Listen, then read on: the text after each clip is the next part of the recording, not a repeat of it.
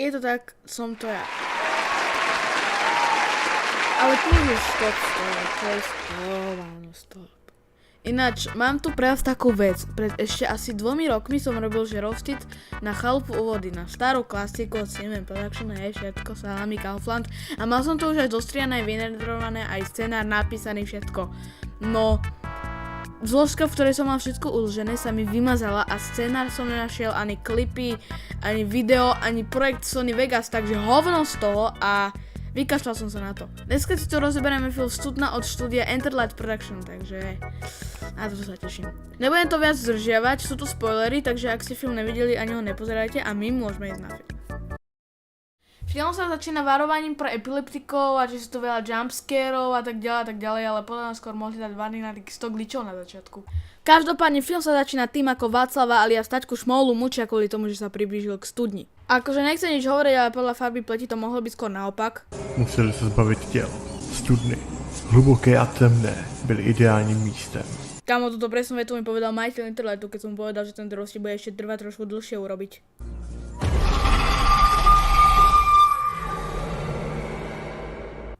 Táto ruka mi niekoho pripomína, keby som to už niekde videl. Potom sa presúvame do súčasnosti, kde vieme naše 3 hlavné postavy. Petra, Mareka a Ivetu, ako vystupujú z autobusu. Mimochodom, je tu taký menší bug. Kámo, ja keď pozerám tento film, tak mám chuť zmiznúť takisto ako ten autobus. Každopádne, vidíme ich, ako idú do lesa, neviem kde sú, ale vyzerá to tu ako Mexiko! Buffalo soldier, dread like a rasta. Deploying flashbang. Co to bylo? Kde to je? Krysa, nebo že by to byl její brácha? OK, neriešim jumpscare, ale prečo si Iveta zakrýva... No, to už je jedno. Ten Marko sa mi nejako nepáči a nemyslím si, že je to tým, že je blondiak. Vsadím sa, že zomrie ako prvý. No, hlavné postavy si nájdu svoje perfektné místečko, dajú si postavia stáno a také tie klasické veci. Marko si ale zájde vyšťať sa, či čo už asi ani nepamätám, a potom nájde našu studňu.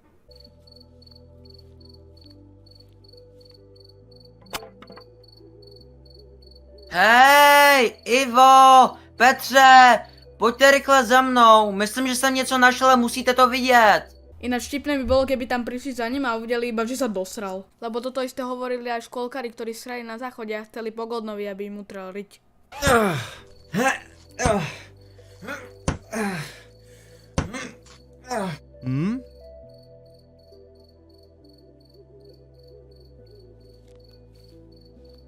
Akože ktorý človek, keď na ňom niekto zakričí, tak spraví, že A akože, ako mohli z také ďaky počuť? Sice viem, že ja som asi hluchý a to je moja chyba, ale tak, ak by to malo byť realistické, tak by to vyzeralo asi nejako takto. Hej, Ivo, Petře, pojďte rychle za mnou, myslím, že jsem něco našel a musíte to vidět.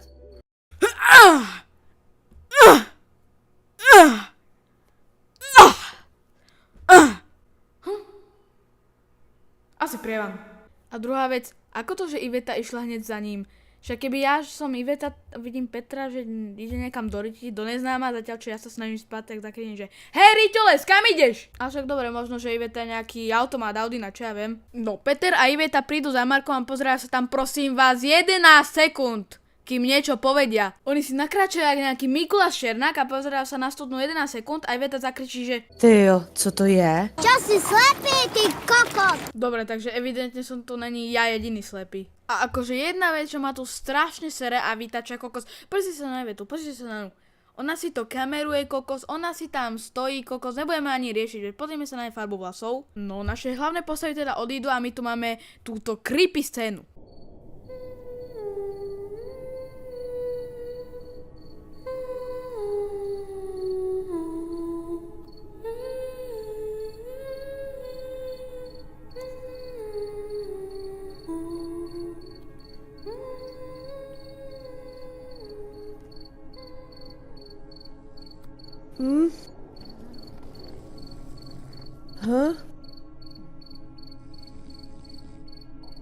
Halo? Je tam někdo? Tohle se mi musí jen zdát. Radši si půjdu lehnout.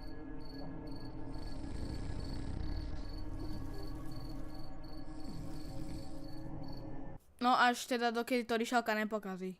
A akože máme tuto klišé, halo, je tam niekto, asi sa mi to len stálo. A nič nerieši, proste ide ďalej spať a nič nerobiť. Ani to neskontroluje, nič, však kokos, ja keby som tam, tak to vyzerá zase úplne inak.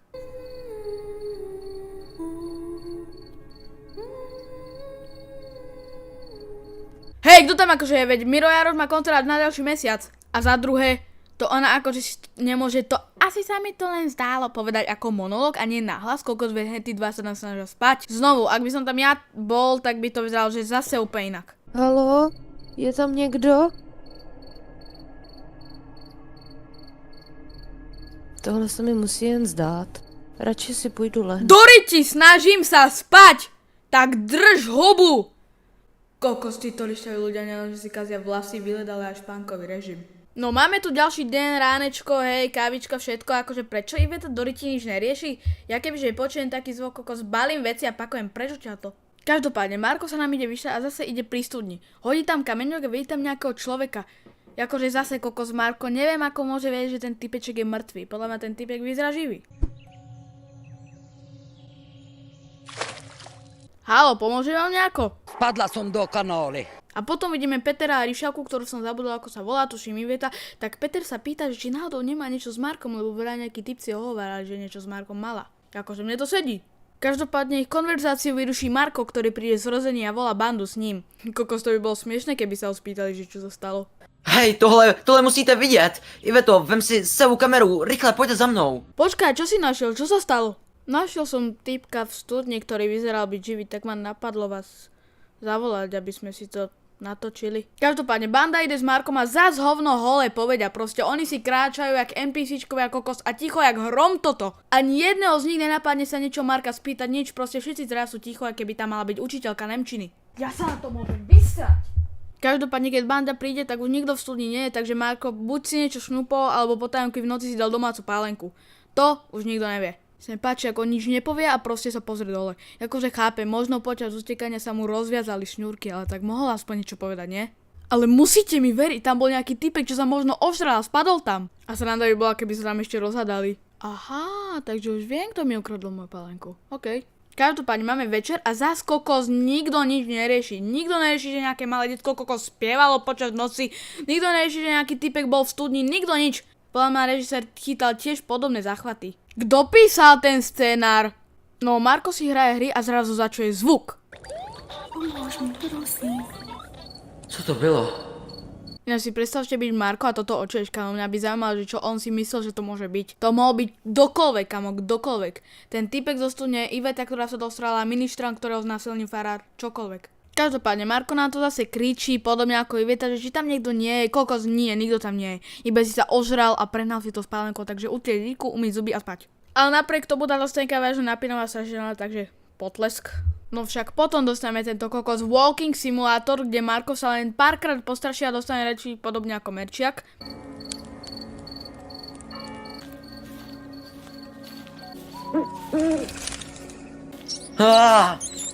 Ale dožijte! Ty skurvený krysy!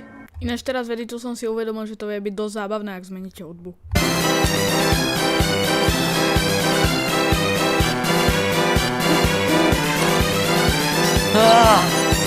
Ale dožijte! Skurvený krysy! Potom zase príde ku studni a pýta sa, halo, kto tam je? Vtipné by bolo, keby tam vážne ten typek či typka zakričal, že pomôž mi, predsa ma tu nenecháš. Co tu děláš? Jak se sem dostala? Pomôž mi. Predsa ma tu nenecháš. Aha. OK. Každopádne Markovi nepríde vôbec nič divné, že typka padla do studne, ani nekričí, ani neplače. Vyzerá úplne normálne, vôbec nie je vystrašená. A Marko aj tak do pasce skočí a vidíme túto ty koko sakra obrovskú ruku. To čo bolo za ruku? Tak to bola buď Fiona, alebo Sugar Danny, alebo Farah, ktorý hľadá svojho ministranta. Skôr tu Fiona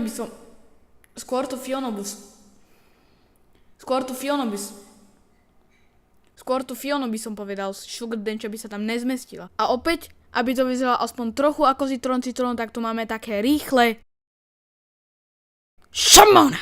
A zase viem si tam aj Lady Gagu predstaviť.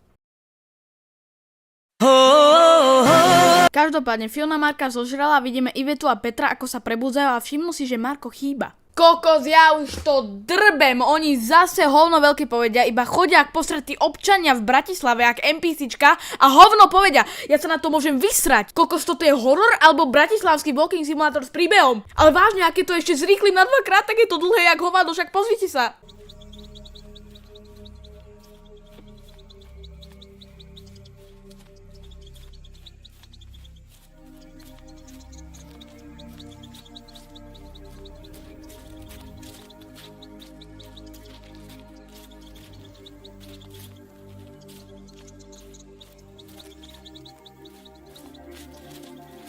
Podívej. 24 sekúnd.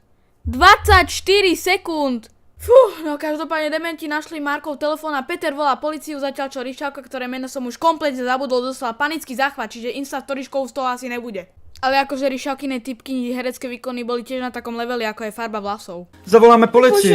To není Dýchej, pravda, proč Iveto. Marek? Sakra, mě je zle, motá se mi hlava. Dobře, volej. Stop! Dobre, takže scénka, kde Peter volá políciu a Iveta je zostrašená po druhej. Kamera nastavená, zvuk nastavený, 3, 2, 1, akcia! Zavoláme policii. To není Dýchej, pravda, proč Iveto. Marek? Sakra, mě je zle, motá se mi hlava. Dobře, volej. Dobre, Iveta, poď sem. Dalo by sa to nejako lepšie zahrať, vieš? Skúsi spomenúť nejakú hrozostrašnú vec z detstva, no vieš? Dobre, výborné, takže môžeme.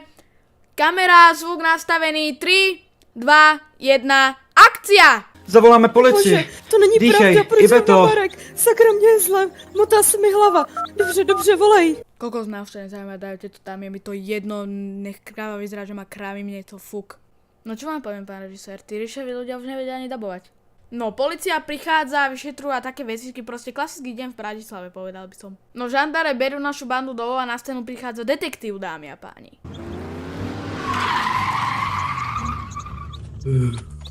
Tak som tu.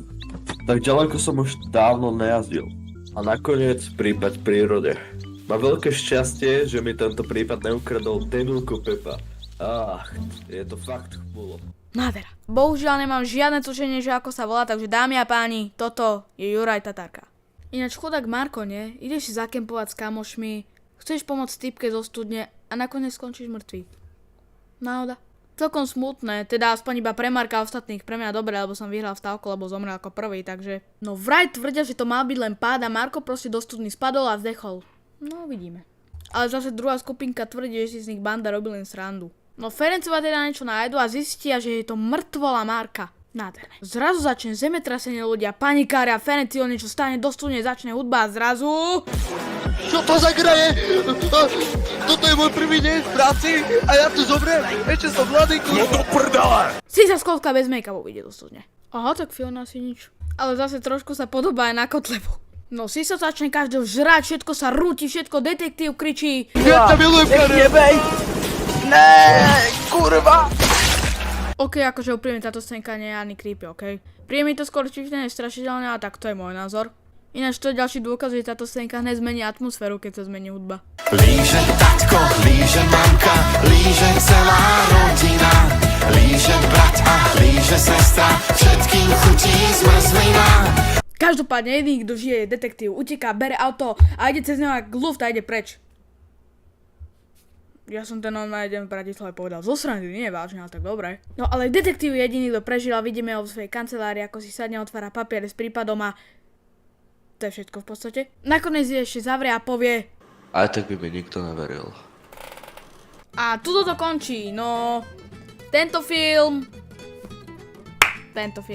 Akože mohol byť dlhší a mohli ešte nejak lepšie spracovať ten príbeh, lebo mi to príde také uspechané. Ale tak to je môj názor. Samozrejme týmto videom som nechcel nejako autorov tohto krásneho filmu uraziť. Alebo možno áno, čo ja viem. Pokiaľ chcete, kľudne si tento film pozrite. My sa vidíme zase za 2 roky a čauko! Tak a teraz rýchlo naspäť do teplých krajín.